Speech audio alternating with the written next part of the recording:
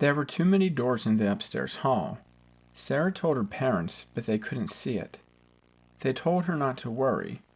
They told her there was nothing there. But there was an extra door at the end of the upstairs hall. An extra yellow door, and it didn't belong. It was the color of disease, jaundiced and infected, with spidery black veins across its face. One perfect silver knob gleamed in its center above a shadowy keyhole, and it didn't look right. The doorknob stone with a mirror's finish and caught the light from any angle, begging for Sarah to look its way. Sarah did her best to ignore it, but the door knew her name, and it whispered it when she drew near. Sarah. The door would rasp, with a voice like dried leaves, as tiny claws scraped against the other side. Tears would well in Sarah's eyes as she'd hurry past, her arms laden with everything she'd need to get ready for the day. Sarah. It would call out again before she'd shuffled out of range and closed the bathroom door, cutting off its paper-thin wails.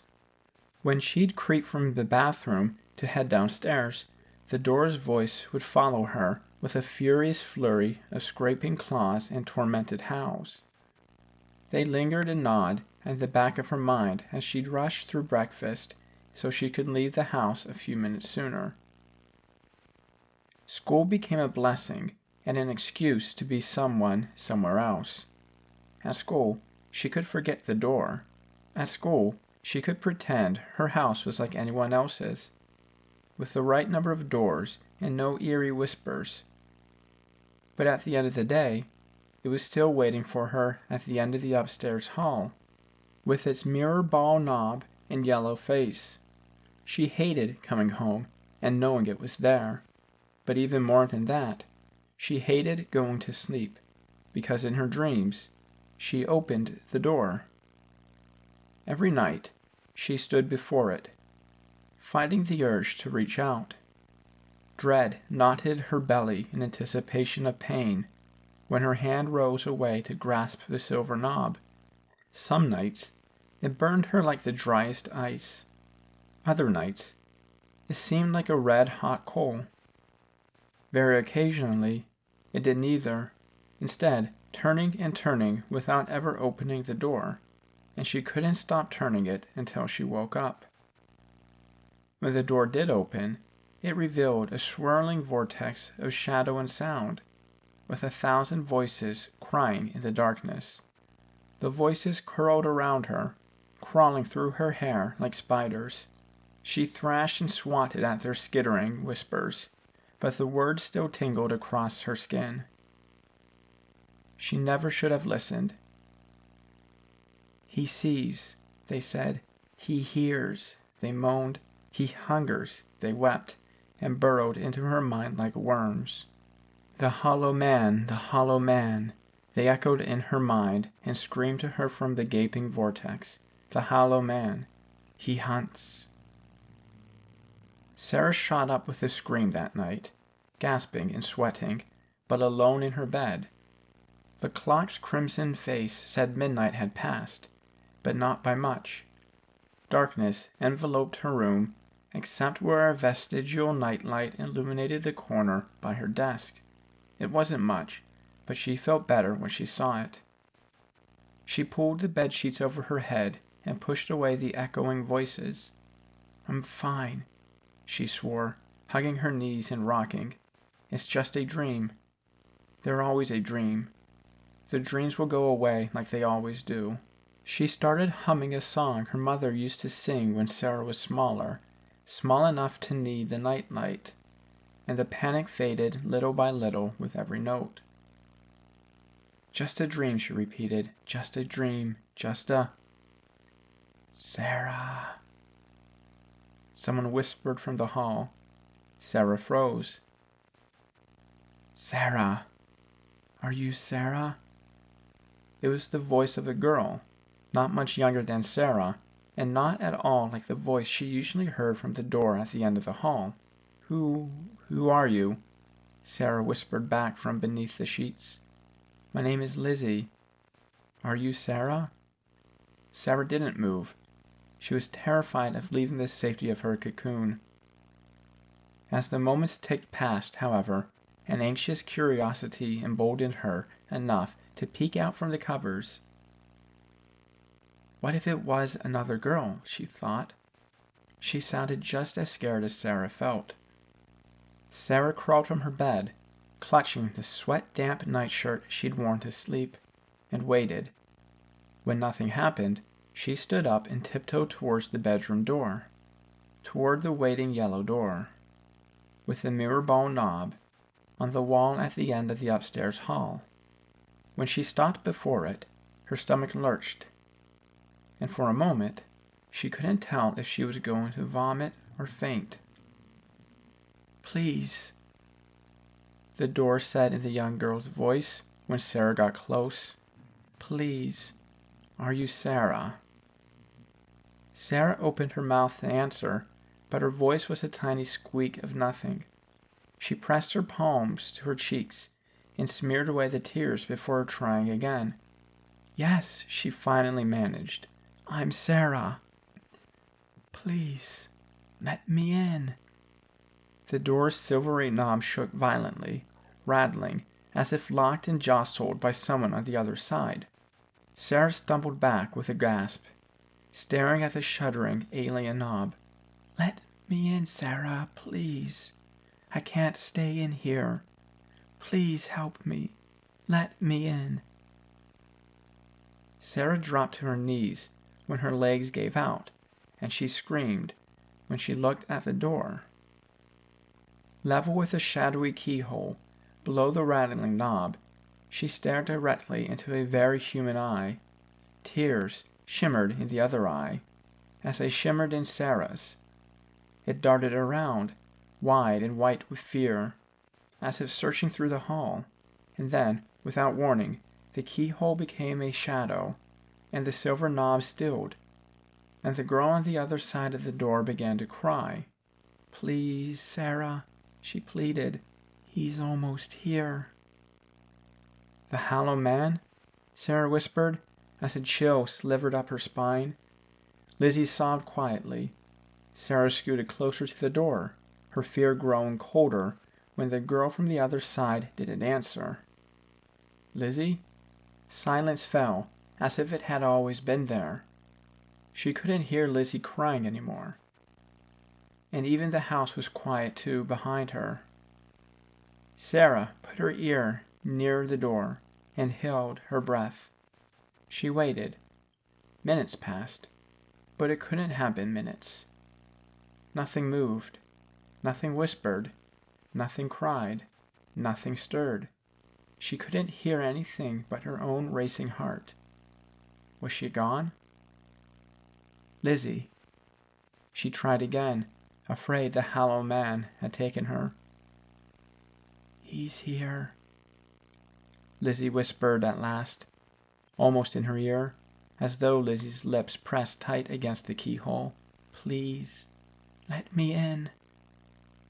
Sarah's head ached. The world was a little fuzzy around the edges, and it was harder to focus than before. She had to stand up.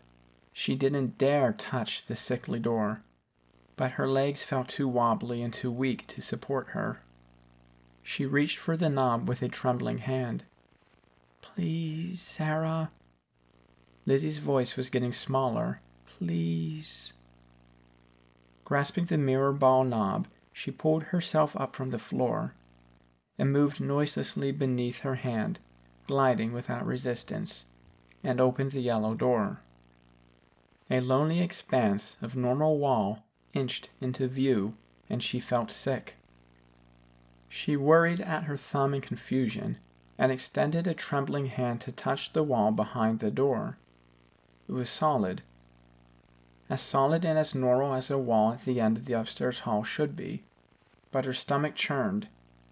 She gently closed the door, which issued a soft click as the latch sprang into place, and waited.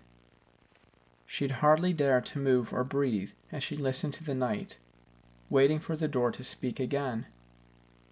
Hours passed in oppressive silence. even though it couldn't have been hours, and the door had nothing to say.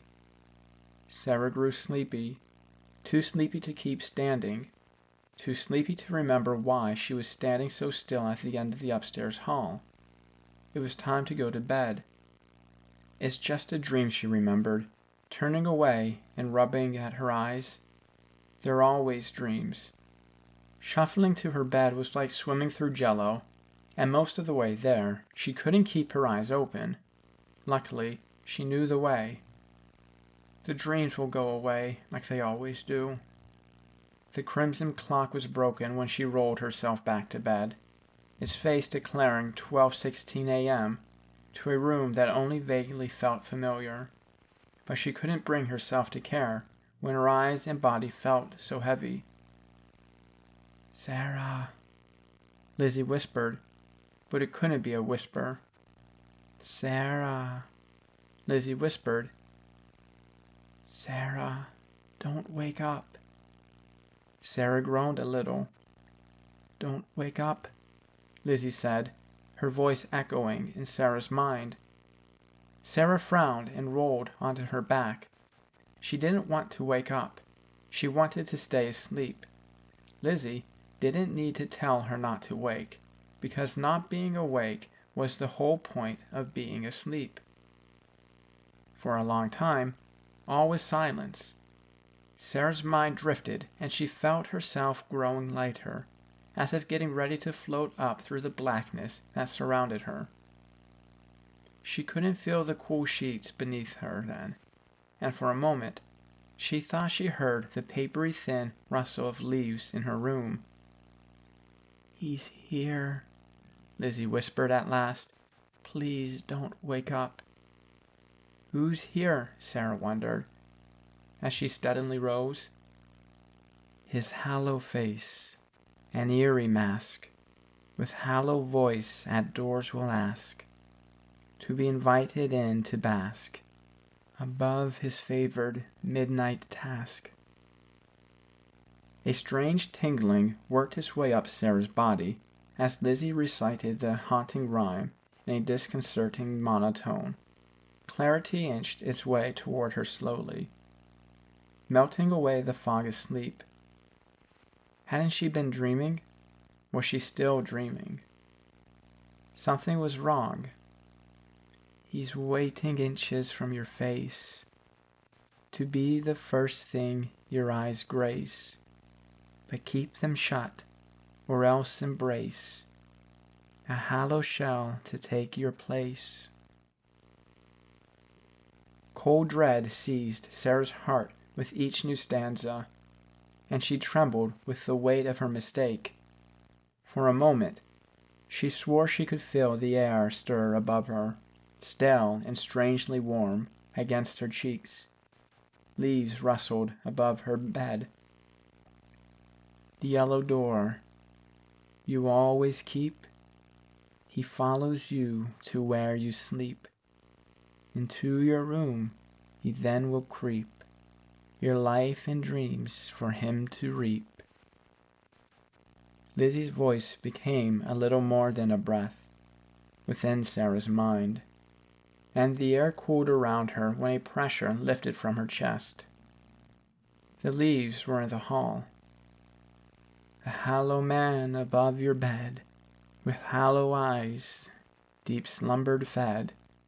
His hollow dreams may fill your head, but never peek or you'll be dead." Everything was wrong. Distantly, Sarah registered the sound of her parents screaming in their room, and felt tears sliding down her cheeks. No longer dream tears.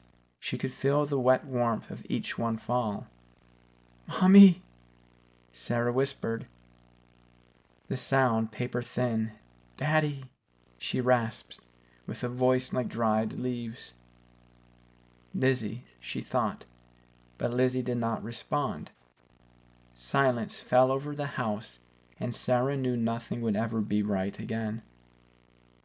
From the hall outside her bedroom door, Sarah heard the soft click as the latch sprang into its place and waited. Silence filled the house again. The leaves were gone. Sunlight peeked through the curtains, and the crimson clock said it was 7:45 a.m. before she felt it was safe enough to open her eyes and leave her room. The yellow door, with its mirror ball knob, stared at her from the wall at the end of the upstairs hall, and the house was still too quiet. It was a different quiet than before, though. A different quiet than from her dream. It was the quiet of a tomb, except, of course, for the occasional tapping, as if from tiny claws, from the other side of the yellow door. Hi, everyone. Thank you so much for checking out this episode today. I appreciate it very much. YouTubing is something that's totally brand new to me. It has, and it will certainly continue to be a learning process, but it's my goal to produce videos that you'll enjoy, videos that will scare you, hopefully just a little, and videos that you'll be able to learn something from. That said, if you have any suggestions for my improvement, please let me know. I would love to hear them. And also, feel free to email any original stories that you have to theouterlimitofficial@gmail.com. And lastly, if you don't mind, please go ahead and like this video and subscribe to this channel. I would truly, truly appreciate it. Thanks. Catch you next time.